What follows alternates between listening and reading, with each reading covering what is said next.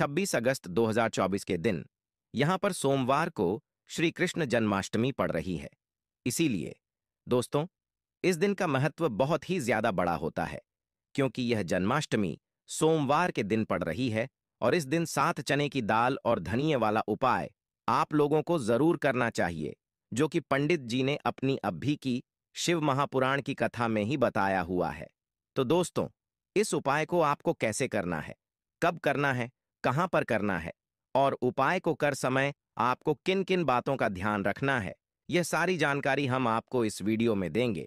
तो चलिए दोस्तों, उपाय को शुरू करते हैं। देखिए, यह दिन इतना खास होता है, इतना महत्वपूर्ण होता है, देखा गया है कभी कभी बड़े बड़े पूजा पाठ अनुष्ठान से जो मनोकामना पूर्ण नहीं होती है, वह सोमवार कृष्णा जन्माष्टमी के दिन एक छोटे से उपाय करने से ही आपकी मनोकामना पूर्ण हो जाती। और बहुत सारे लोगों ने इस उपाय को किया भी है और उनको इस उपाय को करने का फल भी जज मिला है। अगर आप लोग भी इस उपाय को 26 अगस्त 2024 के दिन यहां पर सोमवार कृष्ण जन्माष्टमी के दिन करना चाहते हैं, तो आप इस उपाय को पहले अच्छे से समझ लेना, सुन लेना, उसके बाद करना।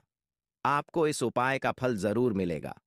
और इस उपाय को करने से आपके घर में चाहे किसी भी तरह की दुख और समस्या क्यों ना चल रही हो, उसका कारण भी नहीं पता है कि दोस्तों, यह समस्या किस कारण से चल रही है। उसका कुछ भी कारण हो सकता है, जैसे पितृदोष हो सकता है या किसी भी तरह का मंगल दोष भी हो सकता है। और भी बहुत तरह के दोष होते हैं, कुछ भी हो सकता है। पर आपको इस उपाय को करने के लिए अपने दोष को पता लगाने की भी जरूरत नहीं है। 26 अगस्त 2024 के दिन यहां पर सोमवार जन्माष्टमी के दिन इस 7 चने की दाल वाला उपाय को आप लोगों को कर लेना है। दोस्तों, अब हम सब समझते हैं इस वाले उपाय को हमें करना किस समय है। तो सबसे पहली बात हम समझते हैं कि यह चने की दाल उपाय करना किसको है। तो देखिए, यहां पर सीधी सी बात है, यह किस लिए किया जा रहा है। यह मनोकामना को पूर्ण करने के लिए किया जा रहा है, या आपके जीवन में जो दुख और परेशानियां हैं उनको दूर करने के लिए किया जा रहा है, या आपका कोई बड़ा काम है जो कि नहीं हो पा रहा है, आप उसके लिए इस उपाय को कर सकते हो। तो सीधी सी बात यह है कि आप अपनी किसी भी तरह मनोकामना के लिए इस वाले उपाय को कर सकते हो। तो यह उपाय वह व्यक्ति कर सकता है जिस व्यक्ति को अपनी किसी भी तरह की मनोकामना भगवान शिव जी से पूर्ण करवानी हो। और अगर कोई भी माताएं बहनें जो है अपने घर की सुख और शांति के लिए, घर में धन समृद्धि को बढ़ाने के लिए यह वाला उपाय करना चाहती है, तो घर की जो बड़ी माताएं बहनें होंगी वह इस चने की दाल उपाय को विशेष रूप से करें, क्योंकि बहनें घर की लक्ष्मी होती है। और जब घर की लक्ष्मी कोई विशेष उपाय करती है तो उसका फल ही बहुत जल्दी मिल जाता है और बहुत बड़ा होकर मिलता है। अन्यथा इस उपाय को कोई भी व्यक्ति कर सकता है, चाहे वह बड़ा हो, चाहे वह छोटा हो, चाहे वह बच्चा हो। जिस व्यक्ति को यह चने की दाल उपाय समझ आ गया, वह व्यक्ति इस 7 चने की दाल वाला उपाय को जन्माष्टमी के दिन जरूर कर, क्योंकि उसको इस उपाय को फल बहुत ही जल्दी मिल जाएगा। क्योंकि 26 अगस्त 2024 के दिन यहां पर सोमवार कृष्ण जन्माष्टमी के दिन भगवान शिव और विष्णु, भगवान जी और भगवान कृष्ण जी बहुत आसानी से प्रसन्न हो जाते हैं। तो आइए अब हम समझते हैं कि इस 7 चने की दाल वाला उपाय को आपको करना कैसे है और इस उपाय को करने का जो समय है वह क्या है। तो देखिए, इस जन्माष्टमी के दिन किए जाने वाले ये 7 चने की दाल वाला उपाय जो उपाय है, यह मुख्य रूप से सुबह के समय होगा। किस समय होगा? सुबह के समय होगा। आपको कोशिश यही नहीं है कि सुबह के समय हम इस 7 चने की दाल वाला उपाय को कर लें, पर किसी कारणवश अगर आप सुबह इस उपाय को ना कर पाओ, आपको कहीं काम से जाना हो या किसी और काम की वजह से आप उपाय को ना कर पाओ, तो आपके पास फिर दूसरा मौका रहेगा, जो कि शाम के समय का रहेगा, प्रदोष काल का रहेगा। अब दोस्तों, प्रदोष काल का समय भी बहुत ही लोगों के मन में प्रश्न बन जाता है कि दोस्तों, यह समय होता कब है, कितने बजे से लेकर कितने बजे यह होता है, ताकि हमें उपाय के लिए जो है करने का समय पता लग जाए। तो हम आपको बता दें, प्रदोष काल का जो एक समय होता है, शाम का समय वह होता है शाम के 6 बजे से लेकर शाम के 7 बजे के बीच का। इस समय के बीच में आप उपाय को करेंगे तो आपको उस उपाय का जरूर फल मिलेगा। तो शाम के 6 बजे से लेकर शाम के 7 बजे के बीच में आप लोग इस 7 चने की दाल वाला उपाय को कर सकते हो। तो भैया, बहुत लोग यहाँ पर ये प्रश्न भी जरूर करेंगे कि दोस्तों हम तो नौकरी पर जाते हैं, हम अपनी ड्यूटी पर जाते हैं और आने में हमें देर हो जाती है, तो उस जगह पर हमें क्या करना चाहिए?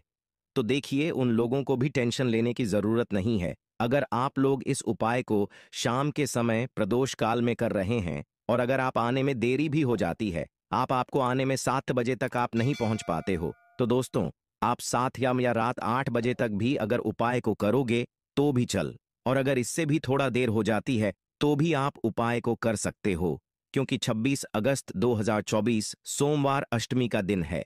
यह दिन बहुत ही कम आता है पूरे साल भर में, इसलिए जब आपको मौका मिल जाए तब आप इस उपाय को जरूर कर लेना। कोई भी उपाय हो, आप कभी भी कर सकते हो जन्माष्टमी के दिन। बस कोशिश करना कि समय के थोड़ा अंतर्गत ही कर लो, पर किसी कारणवश अगर ना कर पाओ तो फिर आप थोड़ा देरी से भी कर सकते हो, आपको उपाय का फल मिलेगा। तो देखिए, जन्माष्टमी के दिन पर विशेषकर श्री हरि विष्णु और भगवान कृष्ण का पूजन किया जाता है। अब साथ ही साथ सोमवार का दिन भी पड़ गया है, तो ऐसा समझ लीजिए आपके जीवन में धन भी आएगा, सुख भी आएगा, धन बढ़ेगा भी, और साथ ही साथ आपके जीवन के सारे संकटों को भगवान शिव जी दूर कर देंगे। तो चलिए सबसे पहले बात कर लेते हैं, सबसे पहले उपाय की, जो कि कृष्ण जन्माष्टमी वाले दिन आपको विशेष कर है, और इस उपाय को करने से आपकी कोई भी ऐसी इच्छा, कोई भी विश जो अभी तक अधूरी है, पूरी नहीं हो रही है, तो आपकी बड़ी से बड़ी विश और मनोकामना भी पूरी हो जाती है जब आप कृष्ण जन्माष्टमी वाले दिन इस पहले उपाय को कर लेते हैं। देखिए, पूज्य गुजी की कथा को सुन करके और समझ करके ही आपको समझने का पूरा प्रयास करूंगा, लेकिन उससे पहले वीडियो को लाइक करें और अगर चैनल पर पहले बार आए हैं तो चैनल को सब्सक्राइब करें। चलिए दोस्तों, बात करते हैं पहले विशेष उपाय के बारे में। देखिए, इस उपाय को करने के लिए मंत्र आपको एक चुटकी हल्दी लेना है और साथ में आपको एक मोर पंख लेना है, क्योंकि मोर पंख भगवान श्री कृष्ण को बहुत अधिक प्रिय था। इसीलिए आपको एक चुटकी हल्दी और साथ में एक मोर पंख लेना है। देखिए दोस्तों, इस उपाय को आप 26 अगस्त को दोपहर 3 से 7:03 से कर सकते हैं, और अगले दिन यानी कि 27 अगस्त को 414 से पहले आपको यह उपाय कर लेना है, यानी कि केवल अष्टमी की तिथि पर या कोई उपाय करना है तो 26 अगस्त को भी आपके उपाय कर सकते हैं, और 27 अगस्त को 414 मिनट से पहले आपको यह उपाय कर लेना है। देखिए, सबसे पहले तो आपको भगवान के सामने एक चुटकी हल्दी रख देनी है। भगवान विष्णु को हल्दी जो है बहुत ही अधिक प्रिय होती है, और भगवान श्री कृष्ण भगवान विष्णु के ही अवतार हैं, इसीलिए हल्दी भगवान श्री कृष्ण को भी बहुत ही अधिक होती है। देखिए, सबसे पहले तो आपकी बात जो एक छुट्टी हल्दी है उसमें आपको थोड़ा सा गंगा जल मिला देना है। गंगा जल आपके पास नहीं है तो शुद्ध जल मिला देना है, या फिर जब भी आप भगवान का अभिषेक करते हैं और वह जो जल है उसे भी आप उसे हल्दी के अंदर मिला सकते हैं। तो सबसे पहले तो आपको हल्दी लेना है और इस हल्दी का आपको पहले जो स्वास्तिक है अपने घर के मुख्य द्वारा बना देना है। देखिए, हल्दी का जो स्वास्तिक आपको हमने सीधे याद की, चींटी उंगली पास वाली उंगली होती है, अनामिका उंगली, इससे बनाना है। देखिए, दूसरा जो स्वास्तिक है आपको अपने रसोई घर में बनाना है। तीसरा जो स्वास्तिकी आपको अपने धन वाले स्थान पर जान की, जहां कहानी भी आप अपना धन रखते हैं वहां पर तीसरा स्वास्तिक बनाना है। चौथ जो स्वास्तिक है आपको अपने घर के मंदिर में बनाना है। जैसे यह स्वास्तिक सूखने हैं, आपके पास जो एक मोर पंख है उसे आपको उन चारों स्वास्थ्य के ऊपर फिर देना है। देखिए, जैसे आप पहले स्वास्तिक पर यह मोर पंख फिरेंगे तो आपका जो मुख्य द्वारा है रूप से सकारात्मक ऊर्जा का प्रवाह होगा। आपके घर में जितनी भी नेगेटिव एनर्जी है वह सभी समाप्त होगी। देखिए, रसोई घर में अगर आपके घर में मां अन्नपूर्णा की कभी भी कमी नहीं होती है। तीसरी, स्वास्तिक पर अगर यह मोर पंख फिरेंगे तो आपके घर में कभी भी धन संपदा की कमी नहीं होगी। और चौथा, स्वास्तिक पर अगर आप पंख भरेंगे तो भगवान जितने भी आपके घर में भगवान हैं वह सभी प्रश्न होंगे। देखिए दोस्तों, अब हम बात करते हैं दूसरे विशेष उपाय के बारे में, जो कि आपको 7 चैन की दाल से करना है। देखिए, यह उपाय आपको इसीलिए करना है क्योंकि इससे भगवान विष्णु प्रश्न होते हैं, और भगवान विष्णु अगर प्रश्न होंगे तो भगवान श्री कृष्ण भी प्रश्न होंगे। तो देखिए दोस्तों, इस उपाय को करने के लिए सबसे पहले तो आपको मंत्र साथ चैन की दाल है। चैन की दाल आपको कहानी से भी खंडित नहीं लेना है, इस बात का ध्यान रखिए। इसी के साथ में आपको एक गुड़ का टुकड़ा भी लेना है, क्योंकि सोमवार का दिन है तो गुड़ का टुकड़ा बहुत ही महत्व रखना है। आपको एक पत्र के अंदर ले लेना है, उसमें आपको थोड़ा सा जल डालना है। गुड़ वाला जल तैयार आपको कर लेना है। इसी के साथ में आपको एक तांबे के पत्र के अंदर अपने घर से शुद्ध जल लेना है। अब दोस्तों, इन सभी सामग्री को लेकर के आपको पहुंच जाना भगवान शिव के मंदिर में। देखिए, सबसे पहले तो आपके पास जो साथ जाने की दाल है, उन्हें आपको उससे गुड़ वाले जल के अंदर डाल देनी है। देखिए, जब भी आप यह चयन की दाल उसे गुड़ वाले जल के अंदर डालेंगे तो आपको एयूएम नमो भगवते वासुदेवाय नमः इस मंत्र का लगातार जप करते रहना है। अब दोस्तों, ये जो सात चैन की दाल है, इसे आपको भगवान शिवा के शिवलिंग पर समर्पित कर देना है। श्री शिवाय नमस्ते। जो भी व्यक्ति की अष्टमी पर यह चैन की दाल इस तरह से समर्पित कर देता है तो उसका जो भाग्य है वह चमकने लगता है। देखिए, चैन की दाल को समर्पित करते समय आपको प्रार्थना करनी है कि जीवन से जो दुर्भाग्य है वह सभी दूर हो और जीवन में तेज की वृद्धि हो। ऐसी कामना करते हुए आपको यह चयन की दाल शिवलिंग पर कर देना है। अब दोस्तों, आपके पास जो जल का बात नहीं, इसमें से थोड़ा सा जल्द आपको भगवान गणेश जी स्थान पर समर्पित कर देना है। फिर थोड़ा सा जल कार्तिकेय जी वाले स्थान पर समर्पित कर देना है। फिर थोड़ा सा जल आपको माता सुख सुंदरी वाले स्थान पर समर्पित करना है। फिर थोड़ा सा जल मां पार्वती के हस्त अमल यानी कि कटी वाले भाग पर समर्पित करना है।